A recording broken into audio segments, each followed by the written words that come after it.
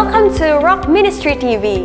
Rock Ministry TV hadir untuk membantu warga kerajaan sorga menggenapi panggilannya dalam Tuhan melalui konten audio visual dengan nilai Kingdom of God. Dengan moto We Help You to Fulfill Your Destiny, Rock Ministry TV menghadirkan 12 program berupa Bible Study, Kingdom Lifestyle, khotbah, renungan, kesaksian, dan banyak lainnya. Don't forget to subscribe and be ready to become representative of Christ's Kingdom.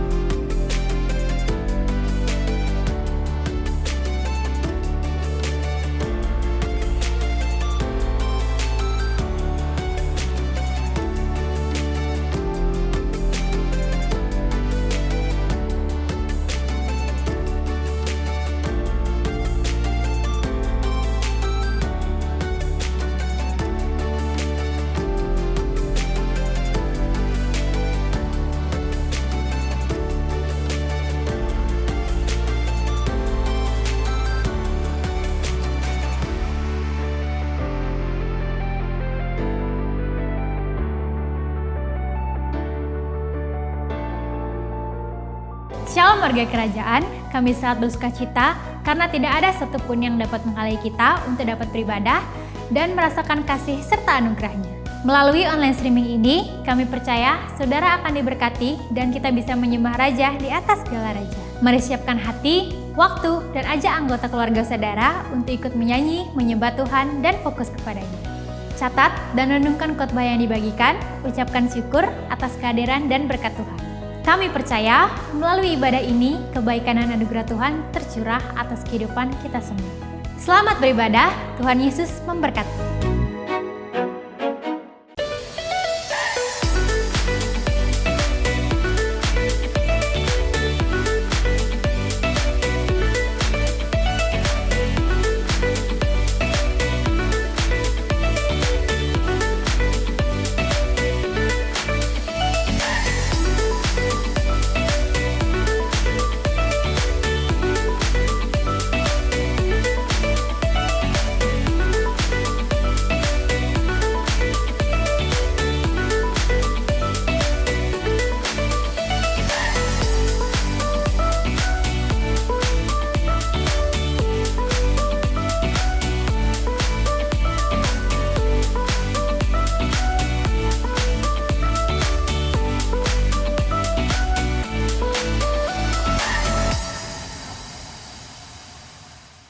Shalom, selamat sore Bapak Ibu Saudara yang kekasih. Selamat hari Minggu, selamat beribadah di sore hari ini. Berapa banyak Bapak Ibu Saudara yang selalu merasakan kebaikan Tuhan kita? Amin. Mari kita semua bangkit berdiri. Mari kita beri salam seperti ini satu dengan yang lain. Salam sehati namanya. Kita percaya bahwa Tuhan selalu memberikan kita kesatuan hati. Bahwa Dia ada di tengah-tengah kita. Amin. Mari berikan tepuk tangan yang paling indah bagi Dia. Haleluya. Mari kita berdoa. Bapa, kami sungguh bersyukur Tuhan untuk sore hari ini. Kami percaya Tuhan, penyertaan-Mu selalu sempurna dalam hidup kami. Amin. Terima kasih Bapa untuk penyertaan-Mu Tuhan. Sepanjang minggu ini kami boleh selalu merasakan kebaikan-Mu, kemurahan-Mu, pertolongan-Mu yang sempurna dalam hidup kami. Dan kalau pada saat ini kami boleh beribadah bersama-sama, kami percaya Tuhan ini adalah bukti kasih-Mu bagi kami semua. Mari ya Allah Roh Kudus, Engkau beracara di tengah-tengah kami. Bertahtalah di atas pujian penyembahan kami. Jamalah kami Tuhan, dan lawatlah kami. Sembuhkanlah kami yang sakit. Bebaskanlah kami yang terikat Tuhan. Dan berikanlah kami jawaban dan jalan keluar bagi kami yang menghadapi pergumulan. Terima kasih Bapa, kami percaya Tuhan, ibadah sore hari ini adalah ibadah yang luar biasa. Karena ada Allah yang luar biasa yang hadir di tengah-tengah kami. Terima kasih Bapa, kami tabiskan ibadah sore hari ini hanya dalam nama Tuhan Yesus Kristus. Haleluya. Amin. Kita percaya bahwa di dalam hadirat Tuhan ada kemenangan, ada kelepasan, ada kesembuhan. Amin. Haleluya.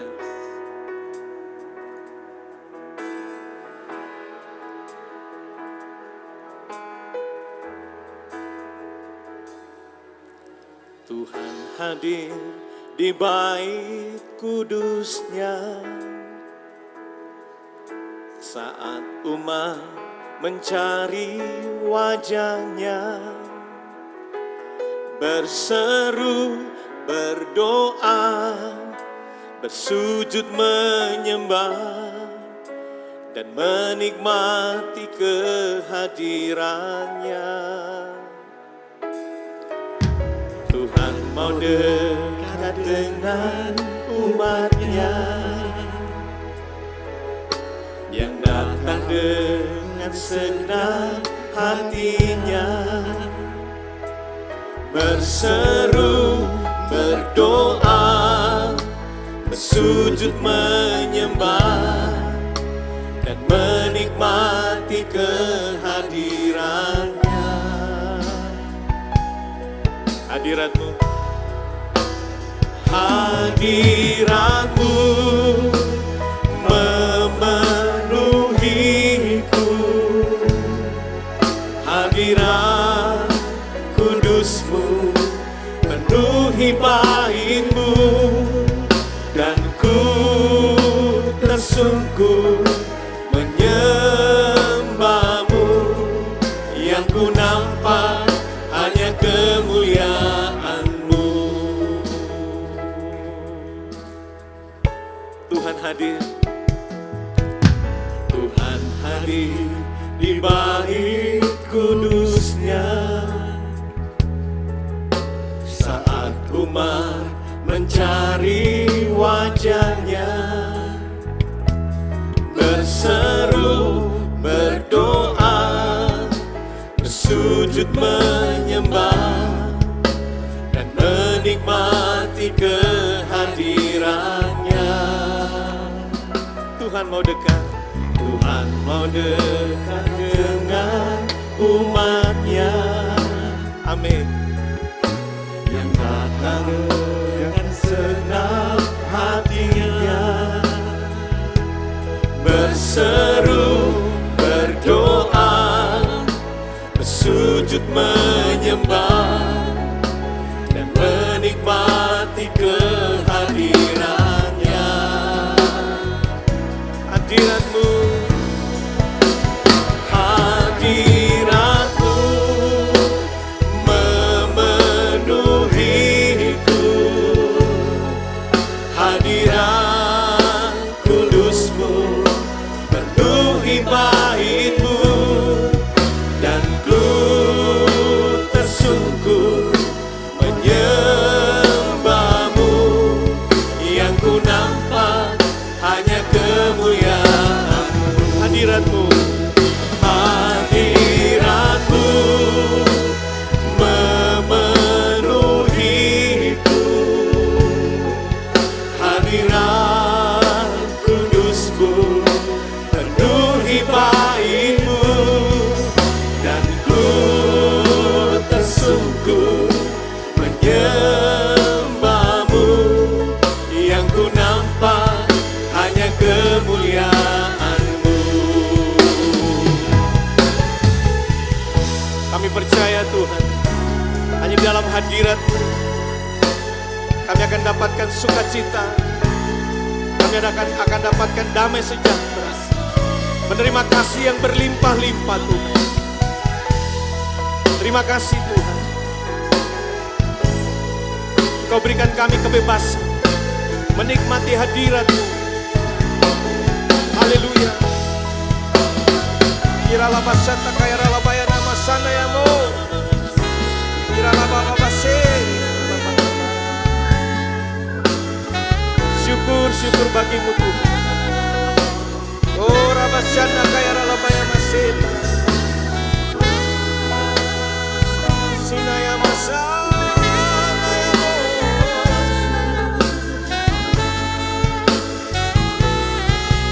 Mari katakan sama-sama, hadirat-Mu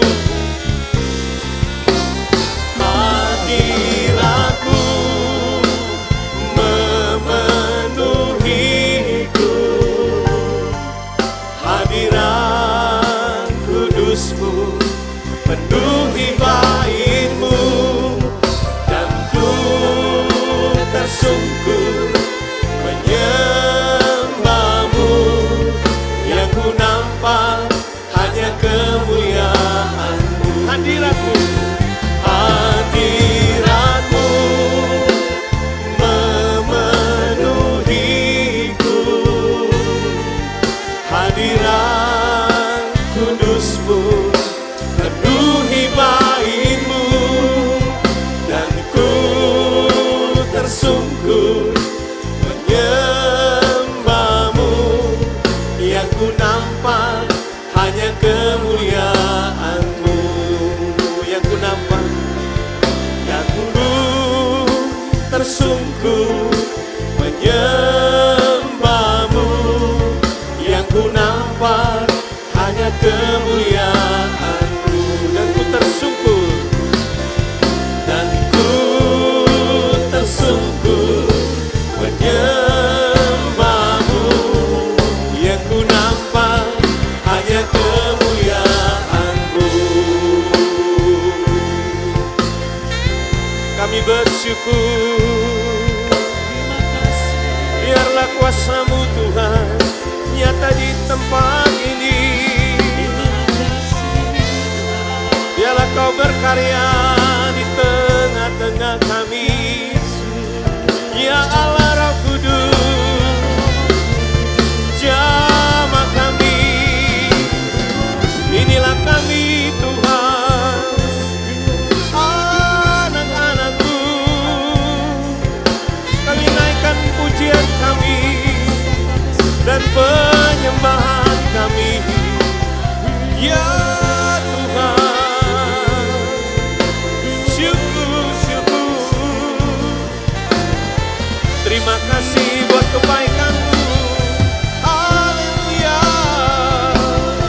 Kita masyanda ya ralaba kana moso, sene ya ralaba ya daya ba, raba sena,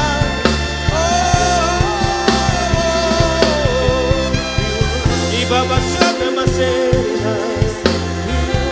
Syukur kepada-Mu Tuhan, kira raba sena.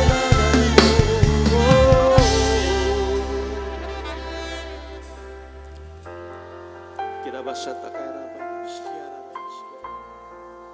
Kami mau diam lebih lagi di hadirat-Mu Tuhan.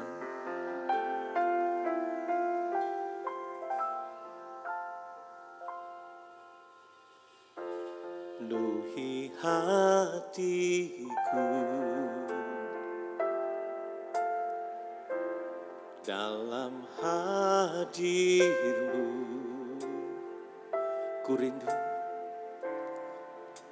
Ku rindu memandang wajah-Mu, oh Tuhan, dalam kekudusan-Mu.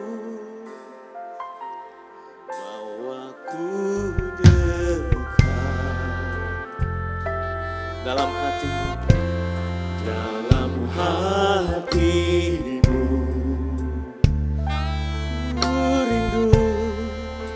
Ku rindu mendengar suara-Mu, oh Tuhan, di tempat kudus-Mu sekarang. Ku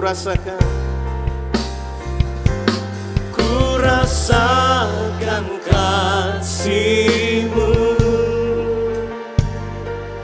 dan indahnya kekudusan-Mu, penuhi dengan kasih-Mu,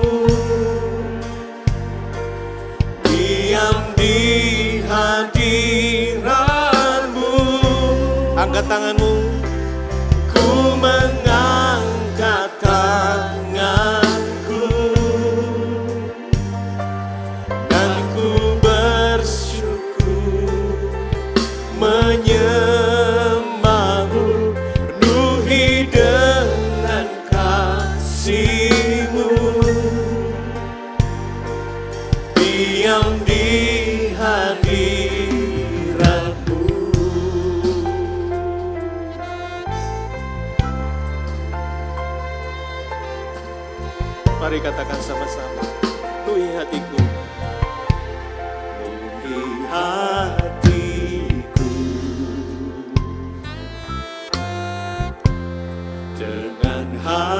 hadirmu.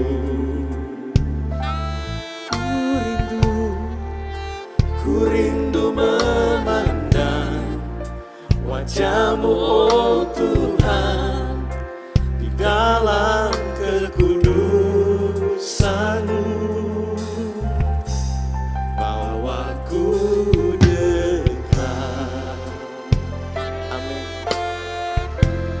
dalam hatimu.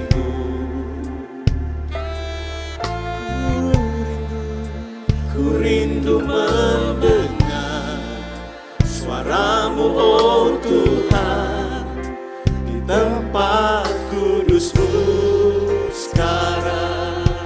Ku rasakan kasih-Mu dan indahnya kekudusan-Mu, penuhi dengan kasih-Mu, diam di hadirat-Mu. Ku mengangkat tanganku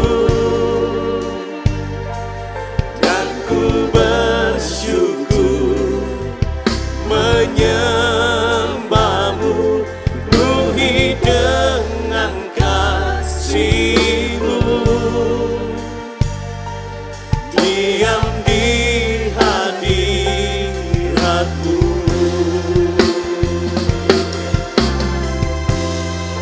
Kami ingin lebih lagi menikmati hadirat-Mu, Tuhan, karena kami percaya, Tuhan, hadirat-Mu nyata di tempat ini. Terima kasih, Tuhan.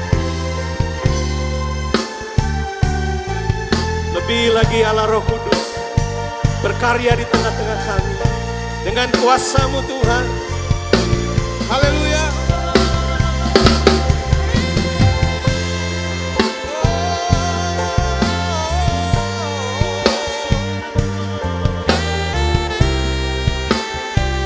Ya Tuhan,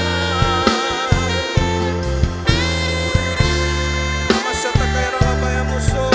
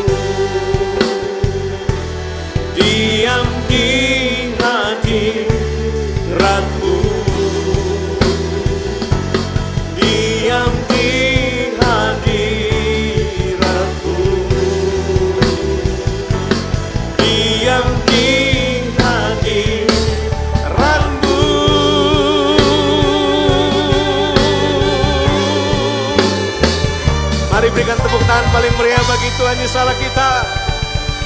Haleluya. Firman Allah berkata dalam Mazmur 23 ayat 4. Sekalipun aku berjalan dalam lembah kekelaman, sekalipun aku berjalan dalam lembah bayang-bayang maut, aku tidak takut bahaya, sebab Engkau besertaku. Kita percayakan hal itu. Mari kita serahkan, haleluya. Yes.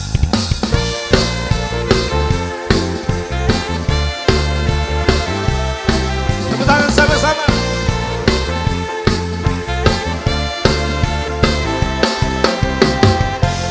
Yesus, Kau kekuatan di hidupku, takkan gentar langkahku. Kau angkat tanganku di saat ku jatuh,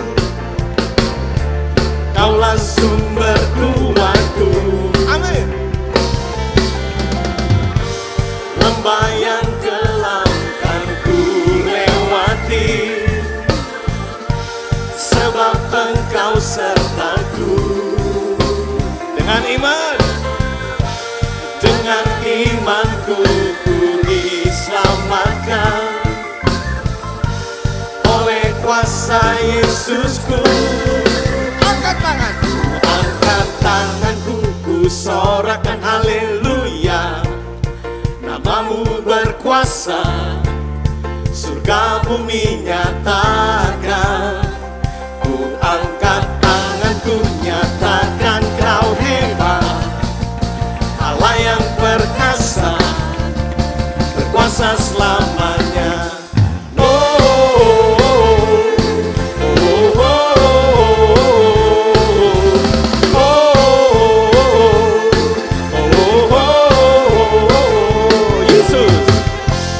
Yesus, Kau kekuatan di hidupku,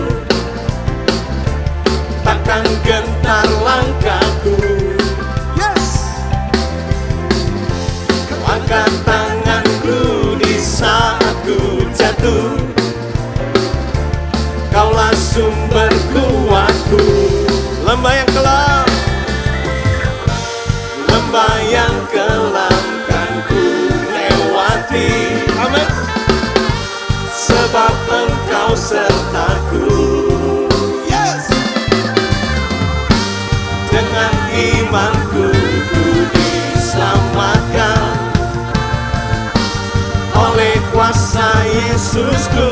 Angkat tangan saudara, angkat tanganku, ku sorakan haleluya. Haleluya.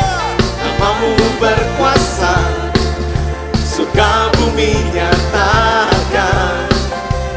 Angkat tanganku, nyatakan Kau hebat, hebat. Berkuasa selamanya.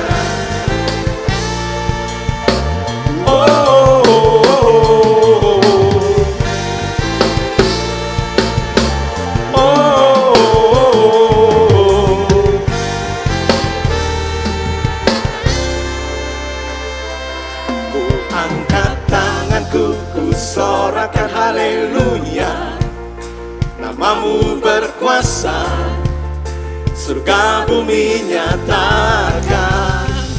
Ku angkat tanganku, nyatakan Kau hebat, Allah yang perkasa, berkuasa selamanya. Angkat tangan. Ku angkat tanganku, ku sorakan haleluya. Haleluya. Namamu berkuasa, surga bumi nyatakan. Ku angkat tanganku, nyatakan Kau hebat, Allah yang perkasa, berkuasa selamanya.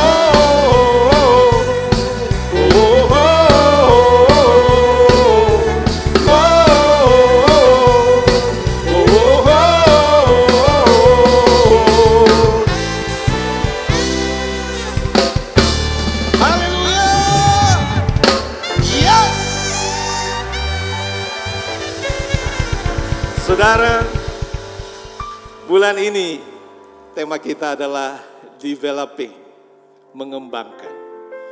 Kita percaya Tuhan kita adalah Tuhan, sumber kemampuan itu. Berikan kita kesanggupan untuk dapat mengembangkan diri kita dan juga mengembangkan orang lain. Dan kita akan menjadi mentor-mentor dan menjadi bapak-bapak rohani bagi mereka semua. Haleluya.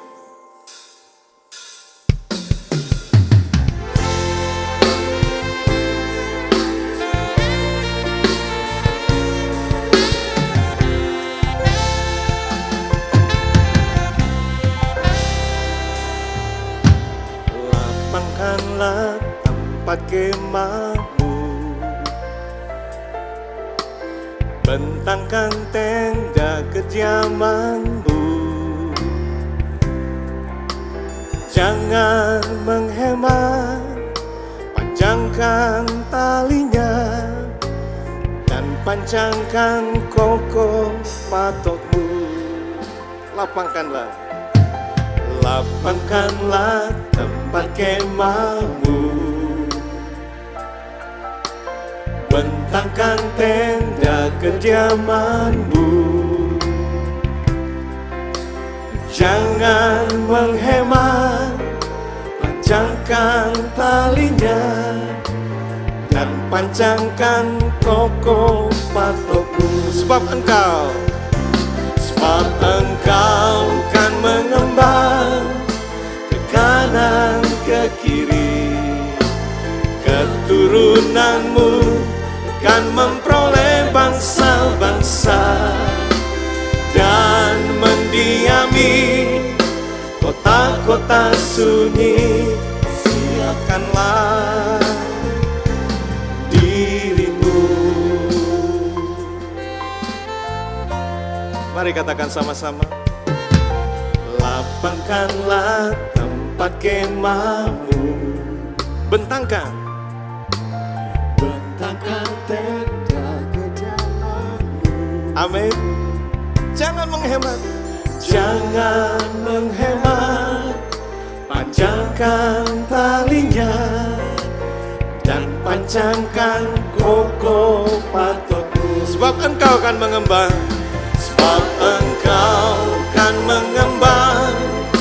ke kanan ke kiri. Keturunanmu kan memperoleh bangsa-bangsa dan mendiami kota-kota sunyi. Siapkanlah dirimu. Sebab engkau kan mengembang ke kanan ke kiri. Keturunanmu kan memperoleh bangsa-bangsa dan mendiami kota-kota sunyi. Siapkanlah dirimu.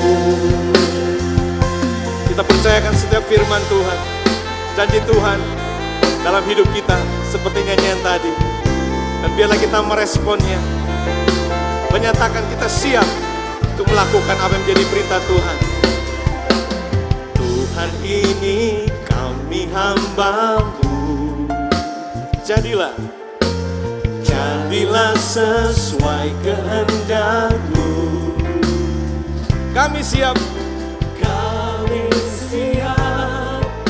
jalankan firman-Mu, nyatakanlah kemuliaan-Mu. Tuhan, ini kami hamba-Mu. Amin. Jadilah sesuai kehendak-Mu. Kami siap jalankan firman-Mu, nyatakanlah kemuliaan-Mu. Nyatakanlah kemuliaan-Mu. Nyatakanlah kemuliaan-Mu.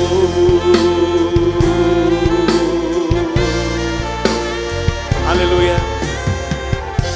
Itulah menjadi kerinduan kita semua. Amin. Mari berikan tepuk tangan bagi Tuhan insya Allah kita. Silakan duduk Bapak Ibu Saudara.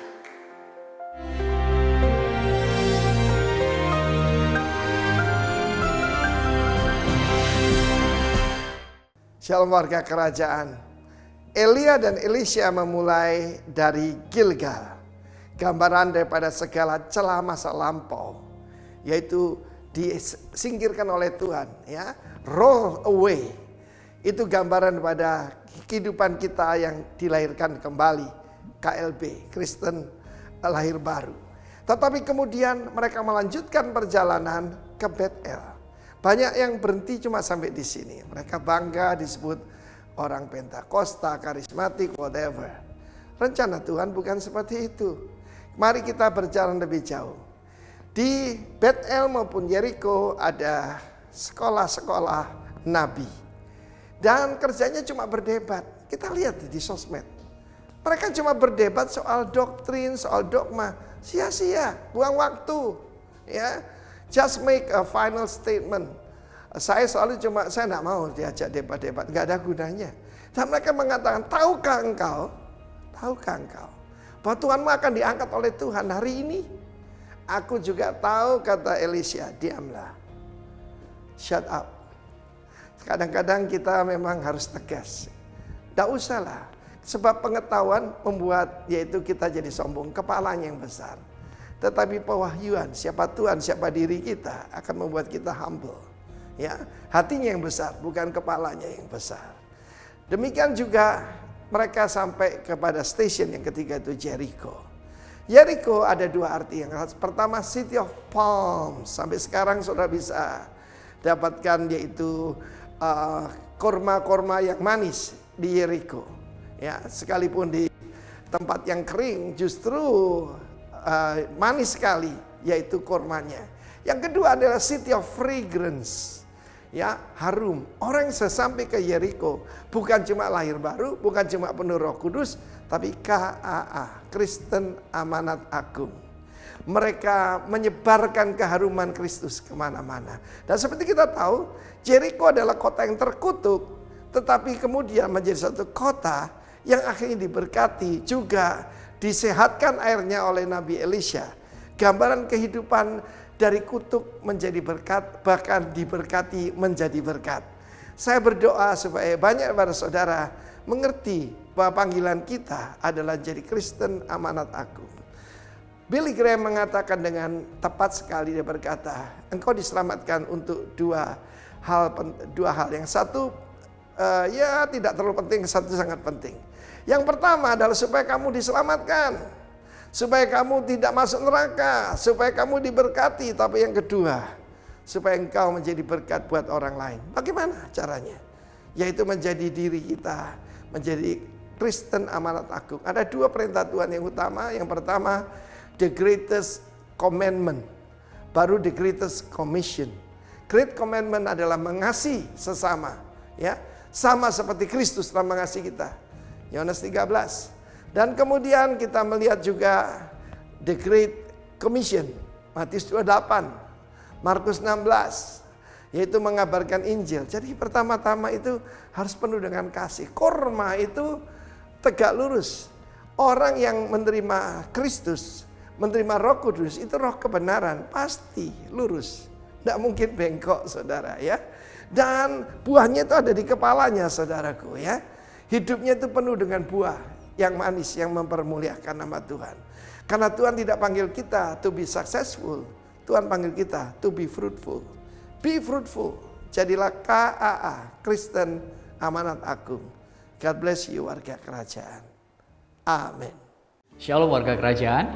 Adalah suatu sukacita yang besar jika kita memiliki kesempatan untuk memberi sebagai bukti kemurahan hati kita untuk memberkati orang lain atau memberi untuk pekerjaan Tuhan. Hari ini dalam 2 Korintus 9 ayat 6 dan 7 dikatakan, camkanlah ini, orang yang menabur sedikit akan menuai sedikit juga, dan orang yang menabur banyak akan menuai banyak juga. Hendaklah masing-masing memberikan menurut kerelaan hatinya, jangan dengan sedih hati atau karena paksaan. Sebab Allah mengasihi orang yang memberi dengan sukacita. Perhatikan ini, Allah mengasihi orang yang memberi dengan sukacita. God loves a cheerful giver. Apa maksud Alkitab tentang seorang pemberi yang bersukacita? Ingatlah satu hal, bahwa pemberian kita harus mempunyai kualitas yang terbaik. Firman-Nya jelas berkata, jangan dengan sedih hati atau karena paksaan. Dengan kata lain, pemberian kita harus dilakukan dengan sukacita. Kalau kita menabur dengan hati yang tidak baik, bersungut-sungut, dengan hati yang terpaksa, sedih hati, atau memiliki motivasi yang salah, hasil tuan kita pun tidak akan baik. Sikap hati yang kita miliki saat menabur adalah penentu bagi benih yang kita taburkan. Ingatkah saudara tentang cerita seorang janda miskin di Alkitab yang memberikan 2 peser uangnya ke dalam peti persembahan? Dikatakan bahwa persembahannya itu menyenangkan hati Tuhan. Itu karena apa, saudara? Karena ia memberinya dengan sepenuh hati dari apa yang terbaik yang dimilikinya. Perhatikan ini, benih yang baik, hati yang baik, motivasi yang baik, dan tentunya disertai dengan ucapan syukur akan menghasilkan tuaian yang baik pula. Banyak orang ingin diberkati, berlimpah-limpah, tapi dia tidak mau menabur, menunda-nunda waktu untuk menabur dengan berkata, penghasilanku pasti pas-pasan atau belum bisa memberi, aku belum digerakkan oleh Roh Kudus, nanti saja kalau keadaan sudah mulai membaik dan normal, dan sebagainya. Sekiranya alasan tersebut tidak ada di antara kita, Bapak Ibu Saudara. Warga kerajaan, Tuhan tahu betul apa yang kita butuhkan, dan Dia tahu betul bagaimana cara untuk memberkati hidup saudara dan saya dengan berkelimpahan. Oleh sebab itu jangan pernah ragu, karena ketika kita memberi dengan sikap hati yang benar, di samping memberkati dan memberi upah, Tuhan pun akan memperkaya kita dalam segala kemurahan hati yang akan membawa ucapan syukur kepadanya. Hari ini, mari memberilah dengan dasar kasih, dengan kerelaan, bukan keterpaksaan, dan dengan penuh sukacita. Dan semua berkat itu akan mengalir dengan sendirinya tanpa perlu kita pikirkan. Mari kita berdoa. Bapa, hari ini kami mau membawa benih yang terbaik yang ada pada kami dengan hati yang tulus, tanpa paksaan, dan dengan motivasi yang benar. Karena kami tahu Engkau menyediakan tuaian yang baik dan berlimpah atas keluarga kami, pekerjaan kami, bahkan pelayanan kami. Kami siap menabur dengan sukacita dan ucapan syukur. Amin. It's your time. Be a cheerful giver. God bless you, warga kerajaan. Haleluya. Shalom Bapak Ibu yang dikasihi Tuhan. Berapa banyak saudara percaya bahwa God is in control until today, sampai hari ini. Lambaikan tanganmu. Lihat kanan kirimu dan katakan, kamu diberkati Tuhan. Kamu luar biasa, kamu dicintai Tuhan begitu rupa. Haleluya. Baik, kalau Bapak Ibu senang judul khotbah, malam hari ini saya akan menyampaikan sebuah kebenaran firman Tuhan yang berjudul Developing God's Purpose in Your Life, ya. Mengembangkan tujuan Tuhan di dalam hidup kita, ya, mengembangkan tujuan Tuhan di dalam hidup kita. Bapak Ibu yang dikasihi Tuhan, kita percaya bahwa kehidupan orang Kristen itu sungguh-sungguh memiliki masa depan. Amin. Amin. Tetapi kita tahu bahwa di dalam kehidupan di dunia, kehidupan saudara dan saya mengalami ujian, ya, godaan, bahkan cobaan supaya saudara dan saya keluar daripada jalan yang sudah Tuhan tentukan. Mari kita baca satu kebenaran firman Tuhan di dalam kitab 1 Samuel pasal 16 ayat 7.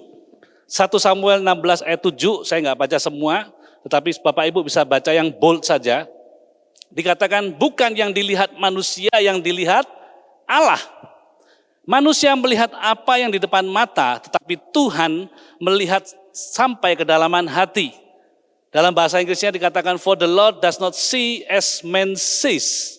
For man looks at the outward appearance, but the Lord looks at the heart, saudaraku. Nah, ini adalah dua buah sudut pandang yang berbeda. Manusia dengan Tuhan. Ini adalah sebuah cerita ketika Nabi Samuel, ya, mengalami desperate, ngambek saudaraku, bahkan exhaust, kesel. Kenapa? Karena Saul, raja Israel pertama yang begitu dielulukan oleh dia, ditolak oleh Tuhan. Ya, sebab itu jangan pernah berharap sama manusia. Sebab itu jangan berharap sama apa yang dijanjikan saudaraku. Tetapi berharaplah kepada satu, yaitu Tuhan.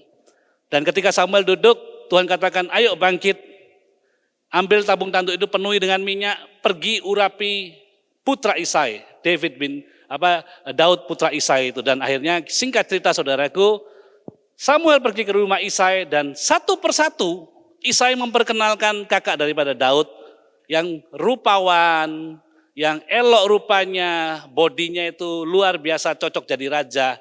Tetapi satu persatu ditolak oleh oleh Tuhan saudaraku. Dan sampai singkat cerita kemudian dikatakan, kamu punya anak lagi enggak? Oh ada, satu anak lagi di padang. Lagi mengembalakan 2-3 ekor kambing domba saudaraku. Ya, pekerjaan gembala itu tidak bergengsi. Pekerjaan sebagai gembala itu bukan pekerjaan yang terpandang. Tetapi Daud ada di padang mengembalakan 2-3 kambing domba dan kemudian dipanggil, saudaraku. Firman Tuhan katakan dia muncul, ya, wajahnya kemerah-merahan dan elok rupanya, dan Tuhan ngomong yes, this is, dan inilah. Dan Nabi Samuel mengurapi Daud dan so on dan seterusnya. Daud menjadi raja yang begitu dikasihi Tuhan dan menjadi manusia yang begitu dicintai Tuhan saudaraku. Nah, ini adalah sebuah pembelajaran di dalam kehidupan kita saudaraku, bahwa kita harus mengembangkan rencana Tuhan di dalam hidup kita. Bukan mengembangkan rencana kita di dalam Tuhan. Ya, saya ulangin. Kita harus mengembangkan rencana Tuhan di dalam hidup kita. Bukan mengembangkan rencana kita di dalam Tuhan, saudaraku. Banyak orang Kristen, ya, ketika mereka menjadi Kristen, mereka memberi diri dibaptis, percaya, lidah mengaku, hati percaya, kemudian terlibat di dalam kehidupan bergereja, berjemaat, berkomsel, bahkan ada di dalam pelayanan. Nah, pertanyaannya saudaraku, kehidupan yang mereka temukan, mereka belum menemukan sebuah sudut pandang yang sama bersama dengan Tuhan. Setiap orang Kristen itu harus mengalami perjumpaan dengan Tuhan. Encounter with God. Karena melalui perjumpaan dengan Tuhan, orang Kristen harus mengalami yang namanya perubahan. Kalau ada orang Kristen atau yang mengaku dirinya Kristen, gak peduli berapa lama saudaraku, bahkan berapa tua usianya, kalau sampai hari ini kita tidak mengalami sebuah perubahan di dalam kehidupan kita oleh pertolongan Roh Kudus, kita mesti tanya sama diri kita. Apakah kita berjumpa pribadi dengan Tuhan? Seringkali saudaraku, kita ngalamin yang seperti yang Nabi Samuel alami. Kita hanya melihat apa yang baik, apa yang bagus di depan kita saudaraku. Nah, Tuhan itu punya rencana yang luar biasa dan mulia di dalam kehidupan saudara dan saya. Tapi tentunya kita tahu bahwa rancangan Tuhan itu bukan tanpa penghalang. Rancangan Tuhan itu bukan tanpa godaan. Ada 3 musuh daripada kehidupan manusia. Ya, kenapa kok saudara dan saya gagal untuk maju? Yang pertama adalah iblis. Iblis ini adalah musuh di dalam kehidupan saudara dan saya. Tapi kita bersyukur 2000 tahun yang lalu Tuhan Yesus yang dikatakan menyerahkan nyawanya buat menebus dosa saudara dan saya, dikatakan apa? Masuk ke dunia orang mati, bahkan maut pun tidak bisa mengalahkan dia. Artinya apa? Iblis dikalahkan Tuhan 2000 tahun yang lalu. Tetapi saudaraku, ya, jangan sombong. Jangan jumawa. Kenapa? Yang mengalahkan iblis bukan saudara dan saya. Yang mengalahkan iblis itu kuasa darah Yesus. Kemampuan ilahi yang menyertai kehidupan saudara dan saya. Apa yang saudara dan saya harus lakukan ketika kita bertemu dengan iblis? Berjaga-jaga. Firman Tuhan katakan berjaga-jagalah. Sebab lawanmu si iblis itu dikatakan apa? Mengelilingi engkau. Seperti apa? Singa muda. Mengelilingi kita untuk apa saudaraku? Melihat sebuah yang namanya celah. Oleh karena itu sangat penting buat kehidupan saudara dan saya untuk menjaga yang namanya kesehatan rohani. Ya, kesehatan rohani. Kalau Bapak Ibu hari ini bangun pagi dan membersihkan entah tempat tinggal saudara, entah kos, entah rumah, Saudara sapu itu saudara pel saudaraku. Kemudian saudara akan ngomong gini, puji Tuhan rumah saya bersih. Nanti 1 Januari saya bersihkan lagi. Cukup 1 tahun 1 kali. Saya yakin nggak ada yang seperti itu saudaraku. Ya, pasti setiap kita terutama ibu-ibu biasanya agak risih ketika rumahnya itu berdebu, nggak nyaman saudaraku, lengket, kotor dan lain-lain. Kadang-kadang bahkan 2 kali 1 hari. Disapu, dipel saudaraku. Tujuannya apa? Membersihkan kotoran. Nah, hidup saudara dan saya adalah seperti itu. Firman Tuhan yang lain katakan apa? Iblis itu ketika dikeluarkan dari rumah itu, kalau rumahnya nggak dijaga, kalau rumahnya nggak dibersihkan, dia akan bawa 7 temannya yang lebih jahat. Nah, makanya kita harus berhati-hati, berjaga-jaga. Sekalipun 2000 tahun yang lalu kita tahu bahwa Tuhan Yesus sudah mengalahkan. Makanya jangan heran, kadang-kadang kita masih dengar kan, Pak itu orang Kristen kok masih kesurupan ya? Orang Kristen kok masih terikat, cari pesugihan dan lain-lain. Itu jangan heran saudaraku. Karena mereka tidak jaga, apalagi musim corona gini kan. Dulu kerjaannya bagus, cari uang nggak sulit saudaraku. Tiba-tiba hari ini susah semua, ya bukan berkurang, hilang. Akhirnya mulai ambil jalan singkat. Dia buka celah dalam hidupnya. Khawatir, takut, dia cari pesugihan. Dia cari halalkan semua cara saudaraku. Iblis bekerja menawarkan saudara dan saya. Banyak hal, tapi jangan takut. Ketika kita bersandar kepada Tuhan Yesus dan kita jaga hati kita, maka Tuhan yang akan menyertai dan menjaga hidup kita. Yang kedua apa? Dunia. Dunia ini bukan bumi saudaraku ya, tetapi kosmos. Kosmos ini bicara tentang sistem yang ada di bumi ini, yang ada di dunia ini. Nah, beberapa hari ini kita lagi sibuk ini ngurusin apa? US election. Google search semua paling tinggi ratingnya adalah siapa presiden Amerika. Dan hari ini sudah diumumkan ya, saya bukan pro si A atau pro si B, tetapi orang cari itu untuk apa sih? Ya, orang yang ada di pasar saham saudaraku, mereka nunggu nih yang menang siapa ini? Kalau yang menang si A, pasar sahamnya seperti apa? Yang menang si B, pasar sahamnya seperti apa? Tujuannya apa? Tujuannya uang. Kapitalisme saudaraku. Jadi segala sesuatu dihubungkan kehidupan dunia ini dengan dirinya. Apalagi kehidupan saudaraku. LGBT. Dia ada salah satu kandidat presiden Amerika, dia ngomong gini, kalau saya terpilih dalam 100 hari LGBT saya legalkan lagi.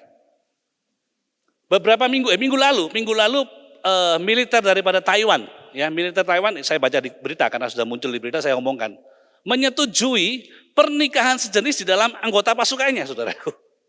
Ya, nah ini adalah sebuah daya tarik dalam sebuah sistem yang pada akhirnya ketika kita benar-benar saudaraku takut akan Tuhan, ya independen di dalam kebenaran Tuhan, mempertahankan Tuhan saudaraku dalam kebenaran kita, dalam hidup kita, lama-lama berita tuh ganggu kita.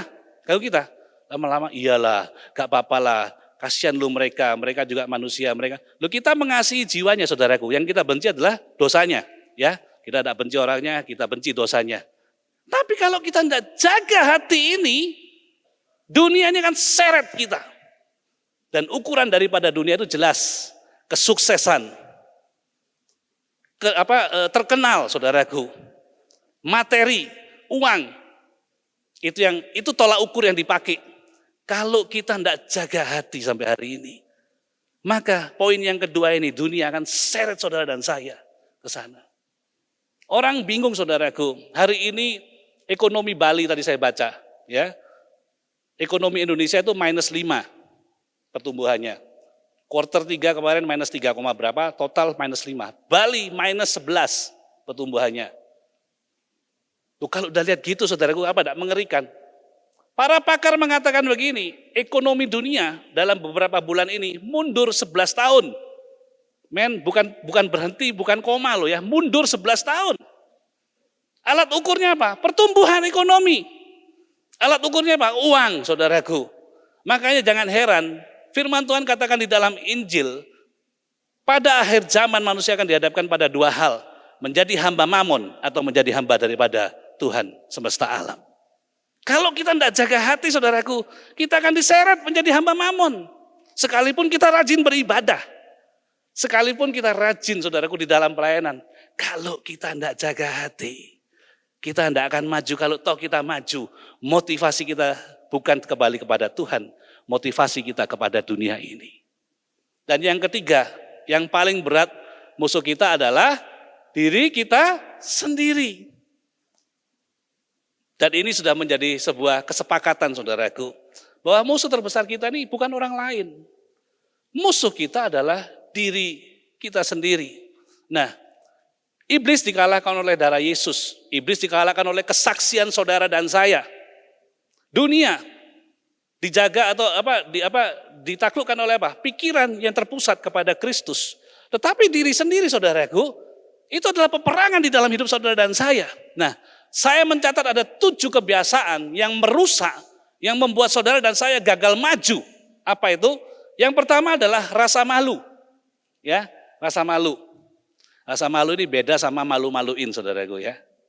Saya ketika dari kecil rasa malu saya itu begitu tinggi.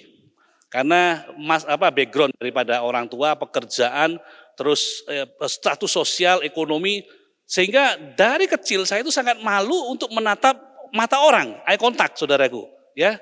Jangankan maju di sini.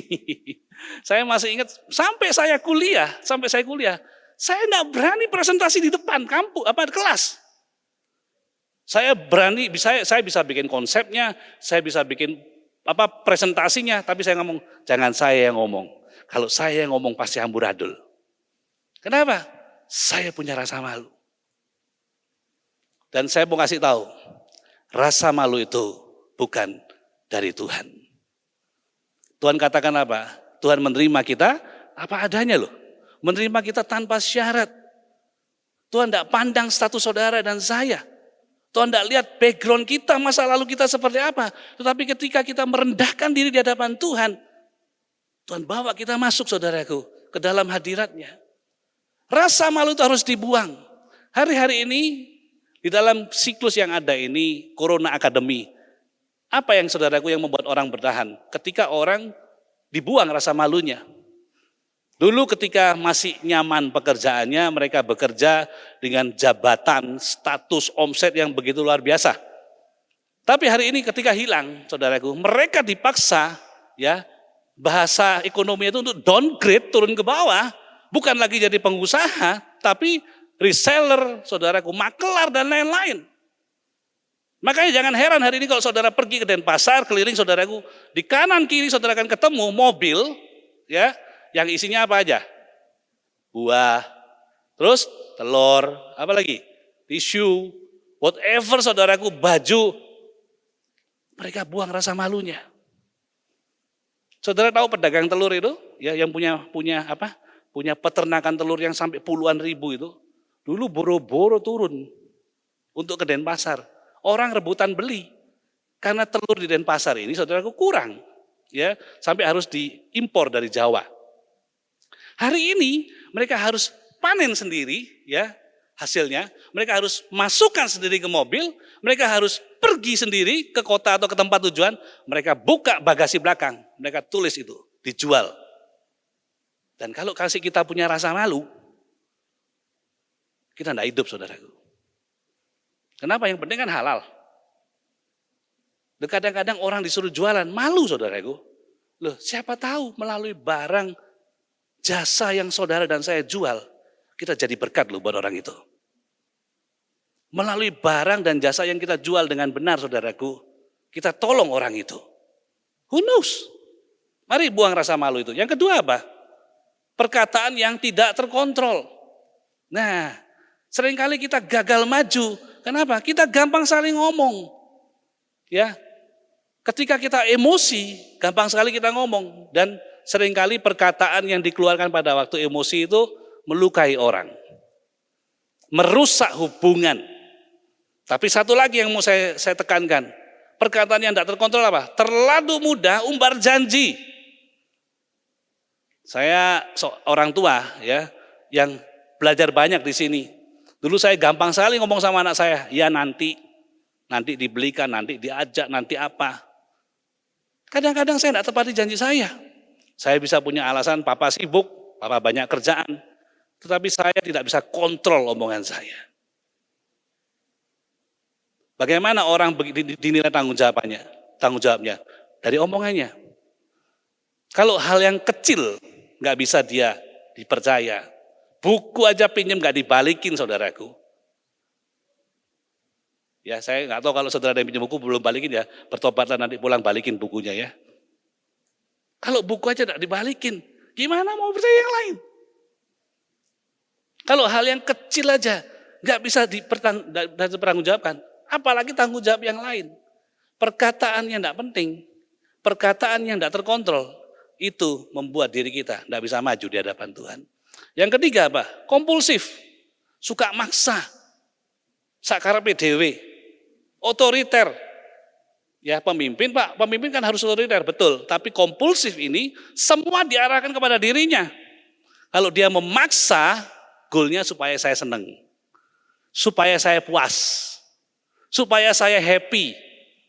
Ya, yang keempat apa? Yang keempat adalah fear, rasa takut saudaraku. Rasa takut. Tadi Pak Gembala, di dalam suara Gembala ngomong apa? Saya heran orang tuh berani ke mall, berani kafe, saudaraku berani kemana. Suruh ke gereja nggak berani. Ya, coba lihat kanan kirinya, oh, kamu bonek kamu ya gitu. Bapak Ibu bisa lihat ya, dari masuk kita begitu sangat ketat di dalam protokol kesehatan ya. Jadi bersyukur dan terima kasih buat tim yang sudah bekerja, berikan tepuk tangan dong buat tim yang bekerja. Ngikutin protokol kesehatan saudaraku. Loh betul ya. Saya ini heran juga ketika bom Bali meletus saudaraku ya. Kan 2002, 2005 enggak tahu saudara udah sini atau belum, saya udah ngikutin semua saudaraku. Bahkan krisis 98 itu ketika terjadi gereja penuh loh. Semua orang takut cari Tuhan, berdoa. Ini lebih mengerikan daripada bom Bali dan lain-lain loh. Ya kecuali kalau saudara punya komorbid, penyakit bawaan atau saudara kurang sehat, ya oke lah. Tapi kalau kita masih sehat, ya ayo beribadah bersama-sama. Jangan sampai rasa takut itu membutakan kita. Rasa takut saudaraku itu membuat kita kehilangan semangat.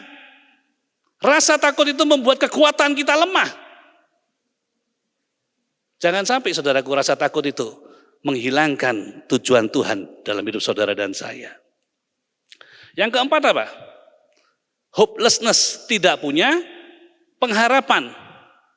Beberapa minggu lalu, kalau nggak salah seminggu 2 minggu lalu, kita mendengarkan sebuah berita yang cukup mengagetkan. Apa itu? Anak sekolah bunuh diri.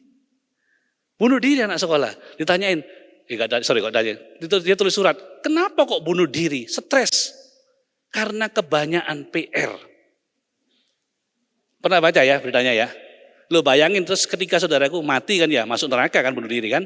Terus tiba-tiba malaikat mautnya giliran orang. Ayo masuk, kamu meninggal kenapa? Kenapa masuk neraka? Saya membunuh Pak. Ya kamu sel nomor 7. Kamu kenapa? Ya saya terlibat ini itu dan lain akhirnya sakit dan ini. Ya kamu masuk sel nomor 8. Kamu kenapa Dek masih muda mati? Saya stres Pak. Stres kenapa? Karena banyak PR. Matinya aja gak berkualitas saudaraku. Nah ini sebuah hal yang menjadi perhatian buat kita.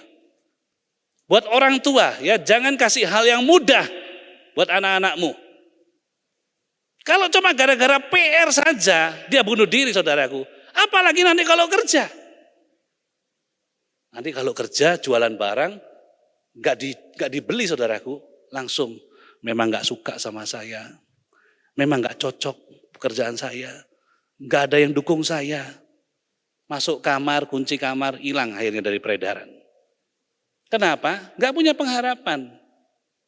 Pengharapan itu dikatakan sebagai jangkar buat kapal. Ombak datang, badai datang, dia boleh diombang-ambingkan, tapi dia tidak akan beranjak. Pengharapan tidak boleh hilang dalam hidup saudara dan saya. Ajarkan kepada anak-anak kita, pengharapan kepada Kristus itu tidak pernah mengecewakan. Yang percaya berikan tepuk tangan buat nama Tuhan. Kenapa kok pengharapan kepada Kristus tidak pernah mengecewakan? Karena Tuhan kasih jalan keluar. Tuhan berikan sukacita. Tuhan berikan damai sejahtera. Tuhan kirimkan hamba-hambanya, Tuhan kirimkan nabi-nabinya. Dan spiritual experience, pengalaman-pengalaman rohani, saudaraku, yang tidak pernah saudara dan saya alami, Tuhan buat dalam kehidupan saudara dan saya. Ya, nanti setelah saya berkhotbah, kita akan mendengarkan kesaksian yang luar biasa dari Ibu Gembala. Saudara, itu tidak bisa dibeli spiritual experience bersama dengan Tuhan itu. Gak bisa. Awalnya dari mana? Pengharapan bahwa Tuhan itu tidak mungkin saudaraku tinggalkan kita. Ya, kadang-kadang kita senang mendengarkan kesaksian kan? Si A disembuhkan, si B mengalami promosi, si C keluarganya yang berantakan dipulihkan, si D yang bangkrut kemudian mengalami pemulihan dalam pekerjaan, dan kemudian kita tepuk tangan saudaraku.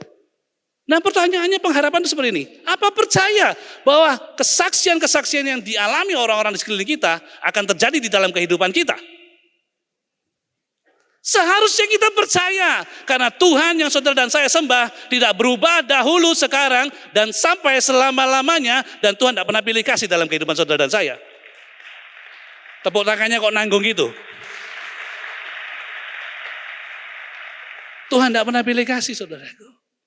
Dan Tuhan tidak pernah putus asa dalam kehidupan saudara dan saya. Sebab itu jangan pernah putus asa sama Tuhan. Karena Tuhan Yesus mengerjakannya tetelestai sampai selesai, sampai di atas kayu salib. Yang kelima, yang keenam, kepahitan. Ya, kepahitan. Nah, penatua kita Pak Franky mengajarkan ketika kita ada di kelas Kingdom Power, saudaraku. Dia berdasarkan pengalaman dia 90% lebih orang Kristen gagal maju, gagal bertumbuh, gagal berjalan di dalam kehidupan bersama dengan Tuhan karena kepahitan. Ya, karena kepahitan. Kenapa kok menyimpan kepahitan saudaraku? Karena disakiti, ya kan? Entah omongan, entah perbuatan, entah patah hati saudaraku, entah ditinggalkan, entah ditipu, entah banyak hal. Kita ngalamin banyak sekali kepahitan. Kenapa kok kepahitan ada di dalam hidup kita sampai hari ini? Karena kita tidak bisa ngampuni. Kenapa kok kita tidak bisa ngampuni? Karena kita merasa lebih baik daripada orang itu. Ketika kita merasa lebih baik daripada orang itu, jangan pernah berpikir kita bisa ngampuni orang itu. Bapak Ibu percaya bahwa kita mengalami pengampunan daripada Tuhan? Amin ya. Amin. Percaya ya. Kenapa kok Tuhan ampuni saudara dan saya? Karena saudara dan saya berharga di mata Tuhan. Bahasa saya, Tuhan membuat saudara dan saya lebih berharga. Barang berharga, ciptaan yang berharga. Sehingga manusia ditebus Tuhan dengan darahnya. Sekalipun Tuhan jauh lebih hebat, lebih baik, lebih dahsyat daripada kehidupan saudara dan saya. Tapi Tuhan mau ampuni. Nah, saya mau kasih clue saudaraku ya. Sebuah tips dalam kehidupan saudara. Kenapa, bagaimana saya bisa ngampuni? Saya mau kasih tahu ya.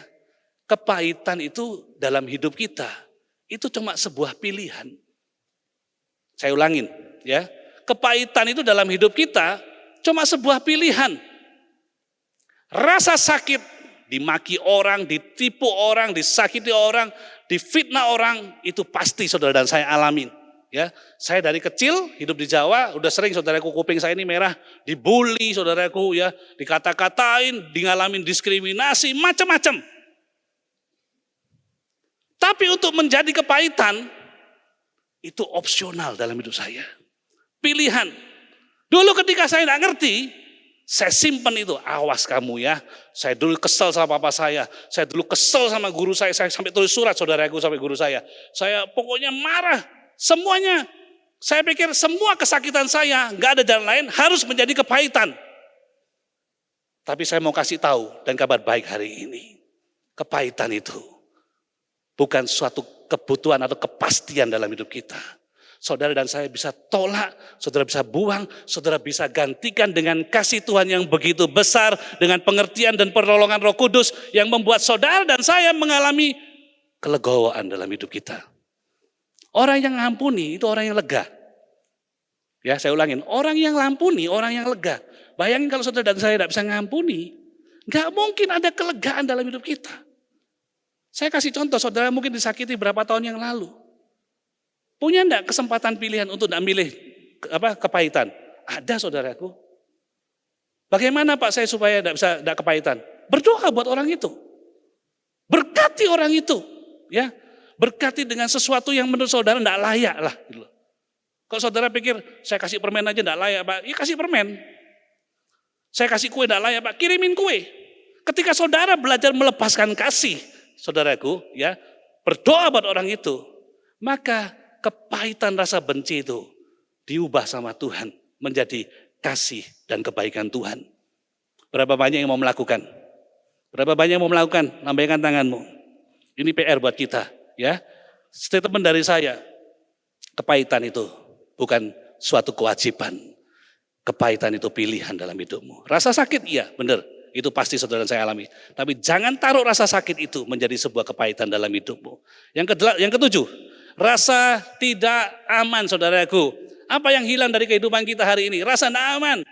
Pekerjaan, duit, semuanya saudaraku, penghasilan, penghargaan ya. Dulu teman-teman kita begitu banyak. Hari ini kok hilang semua ya Pak ya. Gak ada yang kumpul sama saya. Kita ngalami insecure saudaraku. Kenapa kok Tuhan Yesus disalib sama orang Farisi? Tuhan Yesus disalib sama orang Farisi. Karena para imam mengalami insecure dalam hidupnya. Para imam orang Farisi itu sangat pintar saudaraku tentang hukum Taurat. Mereka kalau ngajar saudaraku bahasa asli, bahasa Ibrani, bahasa Yunani itu ngelotok sudah saudaraku ya. Sudah ngalah-ngalahin Einstein. Tapi Tuhan Yesus berbeda. Tuhan Yesus dikatakan mengajar mereka dengan penuh kuasa. Dengan penuh kuasa. Jangan sampai ada rasa tidak aman dalam hidup kita. Tahun ini Pak Gembala mencanangkan the year of emerging leaders. Membangkitkan para pemimpin yang baru. Bagaimana dalam kehidupan kita? Apakah kita mau lepaskan saudaraku? Atau mau delegasikan? Atau mau kita bangkitkan diri kita untuk menuju atau menjadi seorang leaders dalam hidup kita? Rasa insecure ini mengganggu kita. Membuat kita memegangi sebuah posisi, memegangi sebuah tempat saudaraku. Ketika Tuhan suruh kita maju, kita ngomong, enggak Tuhan, enggak, saya senang di sini Tuhan, cukup di sini Tuhan buat saya. Kalau Bapak Ibu belajar namanya adversity quotient, ada 3 golongan orang kan ya. Yang pertama dikatakan mereka beramai-ramai mau pergi naik gunung saudaraku, kemudian merotoli satu-satu. Yang pertama, kelompok pertama ketika sampai di bawah gunung mereka ngomong, aduh tinggi capek dong. Itu berapa jam naiknya? Ya kira-kira 8 kilo ya. Ya kira-kira 10 jam. Enggak deh, gua nunggu di sini deh. Itu namanya quitter saudaraku. Kemudian berkuranglah dan mereka naik rombongan itu ketika sampai di tengah-tengah saudaraku. Rombongannya mulai ngomong lagi, ini masih jauh ya, ini baru separuh perjalanan.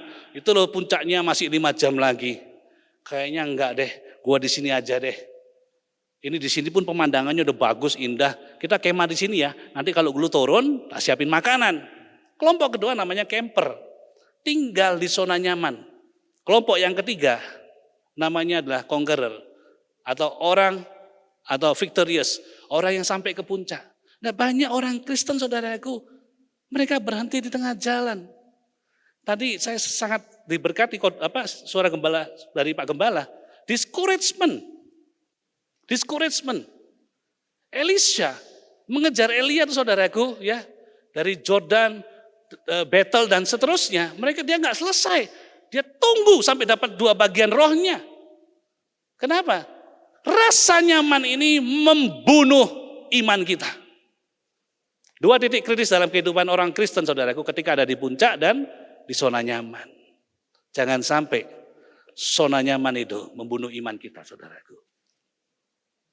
Dan ini adalah kebiasaan yang merusak hidup kita. Nah, kemudian kita bertanya, bagaimana Pak saya bisa berjalan bersama dengan Tuhan? Ya, berkembang bersama dengan Tuhan. Ada 3 poin terakhir yang saya bagikan buat Bapak Ibu Saudara. Yang pertama adalah kita harus mengalami yang namanya pembaharuan oleh Roh Kudus. Dalam terjemahan New English Translation dikatakan, He saved us not by work of righteousness that we have done, but on the basis of His mercy. Through the washing of the new birth and the renewing of the Holy Spirit. Tadi dikatakan KPR. KPR, Kristen penuh Roh Kudus. Apakah semua orang Kristen dipenuhi Roh Kudus? Jawabannya tidak. Nah, pertanyaannya, apakah semua orang Kristen yang penuh Roh Kudus itu memiliki manifestasi roh atau karunia roh bekerja? Jawabannya juga sama, tidak. Saya mau tanya dalam kehidupan saudara dan saya, ya, apakah semua polisi yang megang pistol, ya, jago menembak? Jawabannya tidak kan, mesti latihan kan? Orang Kristen saudaraku ketika dia tahu dirinya disertai oleh Roh Kudus, dibaptis air, dibaptis roh saudaraku, muncul sebagai pemenang. Di dalam kehidupannya, dia tidak sertakan Roh Kudus untuk ambil alih hidupnya. Dia katakan, nanti Roh Kudus, kalau perlu saya panggil kamu. Nanti Roh Kudus, kalau masa sulit saya panggil kamu. Nanti Roh Kudus, kalau saya sudah nggak bisa, saya panggil kamu. Firman Tuhan tidak bicara seperti itu. Tetapi seluruh aspek dalam kehidupan saudara dan saya harus berjalan dipimpin oleh Roh Kudus. Kisah Para Rasul 1 ayat 8 firman Tuhan katakan seperti ini. Ketika roh itu turun ke atasmu, engkau akan menerima kuasa untuk menjadi saksi di Yerusalem, Yudea, Samaria, bahkan seluruh bumi. Ya, perhatikan. Kalau Roh Kudus turun ke atas kita, kita akan menerima kuasa. Bukan untuk menjadi kaya. Bukan untuk menjadi terkenal, saudaraku. Bukan untuk menyenangkan diri kita, tetapi untuk menjadi saksi. Pemberita firman, pemberita Injil. Mengabarkan kebaikan Tuhan, saudaraku. Di mana Yerusalem, Yudea, bahkan sampai seluruh ujung bumi. Nah, kehidupan saudara dan saya harus dipenuhi oleh Roh Kudus. Karunia roh itu bekerja bagi orang Kristen yang hidupnya diambil alih oleh Roh Kudus. Bagaimana kehidupan kita hari ini? Apa kita takut, khawatir saudaraku? Ketika kita tidak mengandalkan Tuhan dan membiarkan Roh Kudus bekerja di luar, jangan heran damai sejahtera kita hilang. Sukacita kita hilang, bahkan kasih kita hilang. Di rumah berantakan, mulai berantem saudaraku ya, sama karyawan juga ribut cuma masalah gono gini, ribut masalah siapa yang rugi saudaraku dan lain-lain. Kenapa? Karena nggak ada Roh Kudus dalam hidupnya. Apa tanda orang disertai Roh Kudus? Ada damai sejahtera dan ada kebenaran di sana. Yang kedua adalah bagaimana kita bisa berkembang bersama dengan Tuhan. Mari miliki identitas kerajaan. Siapa identitas kita? Putra dan putri kerajaan. Roma 8, 29 ayat 30 saudara baca. Kita ini putra dan putri kerajaan Allah. Bahkan ini Yohanes 1 ayat 12-13 ya. Yohanes 1 ayat 12-13 sama. Saudara dan saya diberikan kuasa untuk menjadi putra dan putri kerajaan Allah. Bulan ini kita bulan developing. Bicara fathering, bicara mentoring. Ya, kita tahu Pak Gembala sedang dirawat ya, dan Ibu Gembala juga kemarin di swab, hasilnya negatif saudaraku. Itu saya ketika dengar kabar saudaraku, saya 2 hari tidak bisa tidur. 2 hari tidak bisa tidur, saya 2 hari tidak bisa makan saudaraku. Makan tidak enak, tidur tidak enak, stres saya sampai saya tanya, kamu tertekan kenapa? Kepikiran. Saya kepikiran saudaraku. Karena buat saya, mereka tuh orang tua saya gitu loh. Ya, buat saya. Kadang-kadang orang gini saudaraku, kekristenan gereja itu bukan organisasi. Gereja itu bukan struktur. Gereja itu relationship. Gereja itu keluarga. Keluarga saudaraku. Maka kalau ada anggota kamselmu, gembala KM-mu, sakit saudaraku dan saudara biasa aja. Something wrong dengan diri kita.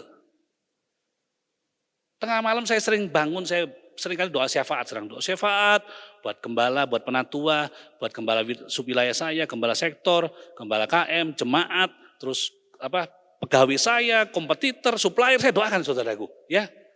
Sekalipun mereka tidak doakan saya doakan juga gitu loh, pokoknya. Dan itu menjadi saya merasa saya punya tanggung jawab di sana gitu loh. Karena identitas saya di dalam kerajaan, saya adalah bagian daripada keluarga ini. Bapak Ibu yang dikasihi Tuhan, kalau kita dipercaya Tuhan beribadah di gereja Rock ini, marilah menjadi satu bagian di dalam kerajaan ini, di dalam keluarga ini, di dalam perluasan kerajaan Allah ini. Karena percayalah, urapan itu mengalir dari atas ke bawah.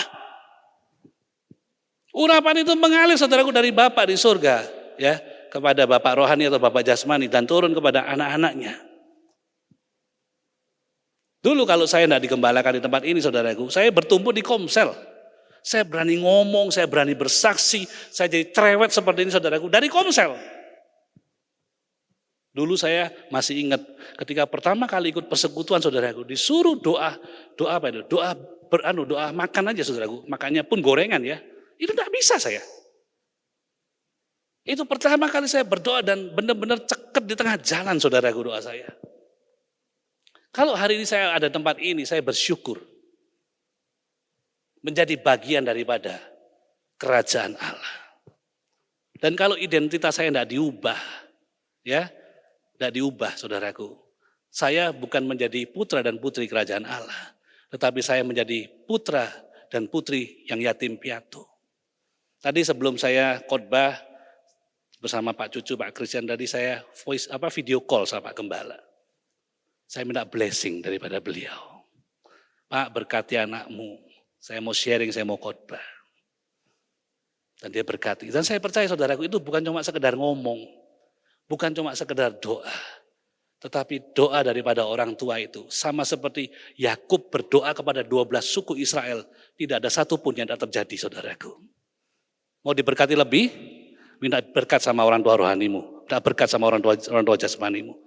Yang percaya lambaikan tangan dong. Ya. Yang terakhir. Nah ini, mentaati, saudaraku, kehendak Tuhan. Ayat yang paling terkenal ini ketika Tuhan Yesus, saudaraku, ngomong gini, ya Tuhan, kalau boleh cawan ini berlalu daripadaku, tetapi bukan kehendakku, tapi kehendakmu yang terjadi. Ya. Terus Galatia 2 ayat 20, saudaraku, Rasul Paulus ngomong gini, aku hidup bukan aku lagi, tetapi Kristus yang hidup di dalam aku, saudaraku. Nah, kenapa kok kita gagal, saudaraku, menyamakan atau menyelaraskan jalan kita bersama dengan Tuhan? Nah ini slide terakhir. Kita perlu tahu bahwa musuh daripada kehendak Tuhan, saudaraku. Musuh kehendak Tuhan itu apa? Adalah kehendak bebas saudara dan saya yang tidak dilandasi oleh kebenaran firman Tuhan. Kita bersyukur, saudaraku, ya, hari ini Tuhan tidak perlu muncul di langit-langit Indonesia dan mengatakan seperti ini, barang siapa yang tidak bertobat masuk neraka. Saya percaya gereja ini penuh dan tidak cukup, saudaraku. Iya kan? Pasti seperti itu. Karena kita apa? Kita menilai yang visible. Kita melihat yang kelihatan, saudaraku. Tetapi firman Tuhan katakan, jangan lihat yang kelihatan. Lihatlah yang tidak kelihatan. Karena yang kelihatan itu cuma sementara. Tapi kehidupan saudara dan saya bersama dengan Tuhan sampai selama-lamanya. Yang saudara dan saya perlu lakukan adalah kehendak bebas kita harus diselaraskan dengan Tuhan. Bagaimana kehidupan kita, kehidupan rohani kita, bagaimana kehidupan jasmani kita, bagaimana kehidupan kita bersama dengan Tuhan. Diselaraskan, saudaraku. Haleluya Tuhan. All my life you have been faithful. All my life you have been so good. With every breath that I am able, oh, I will sing of the goodness of God. Nyanyikan all my life. All my life you have been faithful. All my life you have been so good. With every breath that I am able, oh, I will sing of the goodness of God. I love you, Lord, for your mercy never fails me. All my days I've been held in your hand. From the moment that I wake up till I lay my head I will sing of the goodness of God. All my life you have been faithful, and all my life you have been so good. With every breath that I am able, oh, I will sing of the goodness of God. Sing it, all my life you have been faithful. Selamanya Tuhan setia, Tuhan yang setia dalam hidup kita. Sikaparabase, selamanya Tuhan baik. You have been so good. With every breath that I am able, oh, I will sing of the goodness of God. One more time, sing it.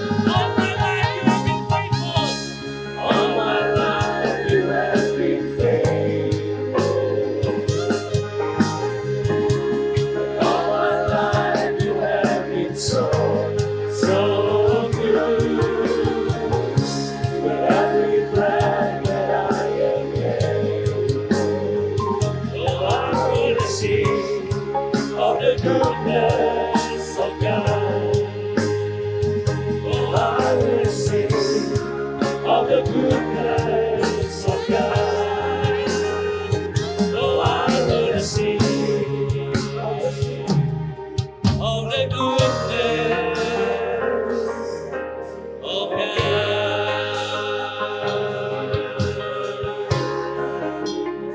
Sibarabasera la rabashana la himo.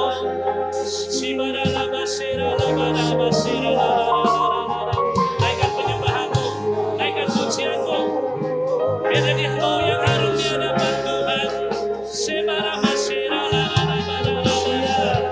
Sibarabasera la la la la la. Sibarabasera la la la la la. Sibarabasera la la la la. Ora la basera la bo, tira la basera la la la la. Hallelujah, hallelujah, oh.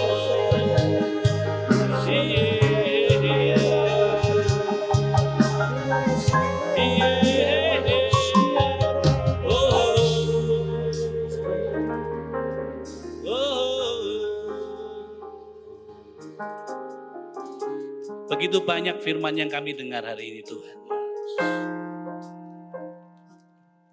Dan kiranya firman itu masuk ke dalam hati kami. Dimateraikan dengan Roh Kudus, membuat hidup kami berubah. Kesaksian yang luar biasa dari Ibu Gembala kami. Yang bukan cuma menguatkan kami. Bukan sebuah cerita yang inspiratif. Tetapi sebuah benih motivasi ilahi yang ditaruh dalam hidup kami. Dan kami percaya bahwa urapan dari tempat tinggi itu mengalir kepada Pak Gembala, kepada Ibu Gembala, dan turun kepada kami semua. Bapak Ibu yang dikasihi Tuhan, angkat roti di atas tangan kananmu tinggi.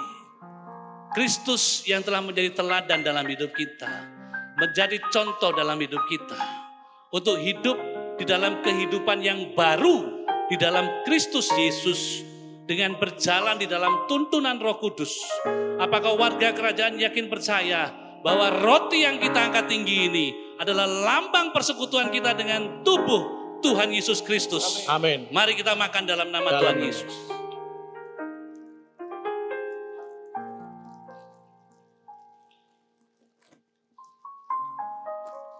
Haleluya. Sambil Bapak Ibu membuka cawan anggur.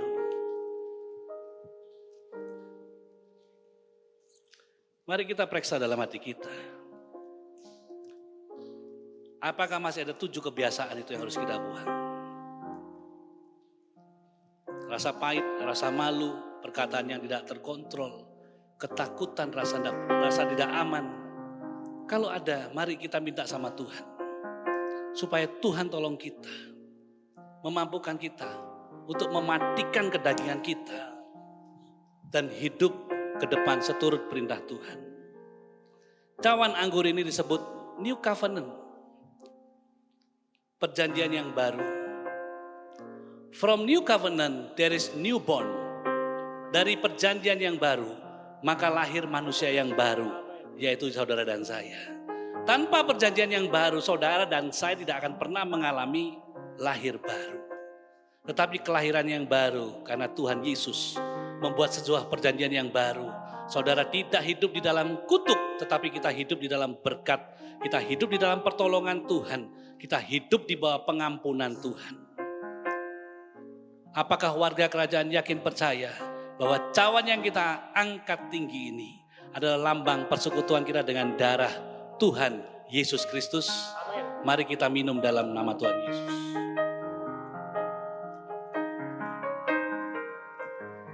Sikapara masira labara. Sikapara labasira.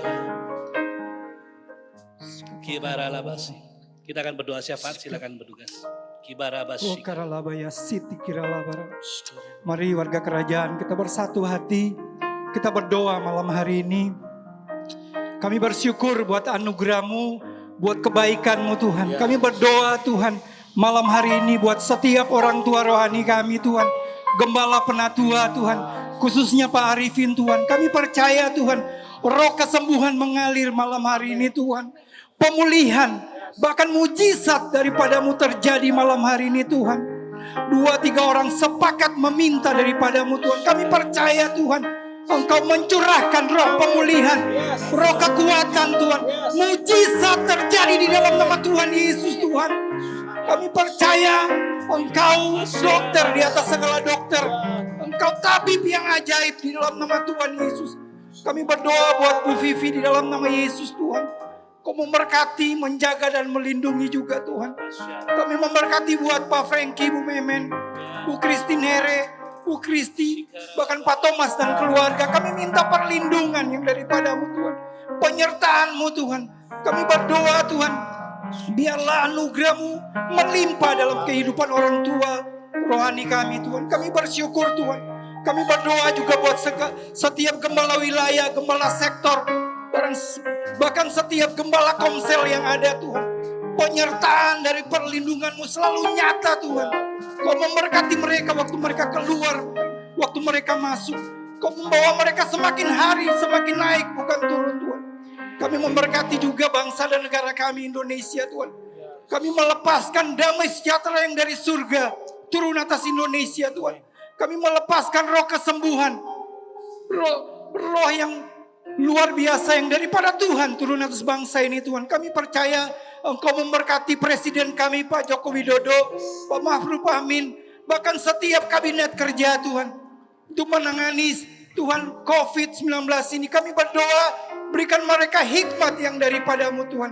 Kau memberkati juga Tuhan warga kerajaan yang ada di tempat ini Tuhan. Kami berdoa Tuhan, angkat setiap rasa takut, rasa kekhawatiran Tuhan. Dulu kami mengenal Tuhan melalui kata orang. Tapi hari ini kami mengalami Engkau Yesus Tuhan. Kami berjumpa dengan Engkau malam hari ini Tuhan. Kami percaya Tuhan, saat kami Tuhan mengangkat setiap pujian penyembahan kami kepadamu, maka Engkau turun tangan-Mu Tuhan. Kami percaya Tuhan, kami yang saat ini mengalami Tuhan masalah ekonomi, keuangan, kami percaya Tuhan, pertolongan-Mu tidak pernah terlambat buat setiap orang yang berseru, orang yang berharap buat Engkau Tuhan. Terima kasih Tuhan, bahwa kami lebih percaya lagi Tuhan. Berikan kami haus dan lapar akan Engkau Tuhan. Terima kasih di dalam nama Yesus. Ini doa dan pergumulan kami malam hari ini. Di dalam nama Yesus kami berdoa dan mengucap syukur. Sekarang labar. Haleluya Tuhan. All my life you have been faithful. Nyanyikan lagu ini saudaraku. And all my life you have been so good. With every breath that I am able, oh I will sing of the goodness of God my life. All my life you have been faithful. All my life you have been so so good.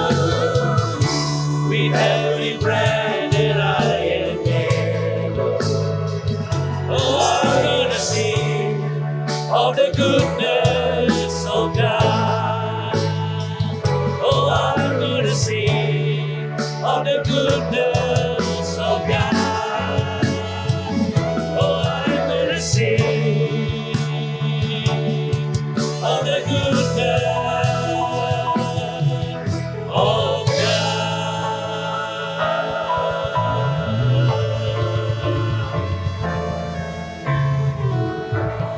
Mari jemaat, angkat tanganmu, terima berkat Tuhan. Pulanglah dengan segala kebaikan, segala kelimpahan, segala anugerah, kasih, damai sejahtera dan sukacita yang dilimpahkan Bapamu di surga dengan tidak menahan-nahannya. Terimalah atas nama Bapa, Putra dan Roh Kudus, demi nama Tuhan Yesus yang berkemenangan, dan terima berkat. Bersama-sama katakan, amin, amin, amin. Tuhan Yesus memberkati. Selamat hari Minggu.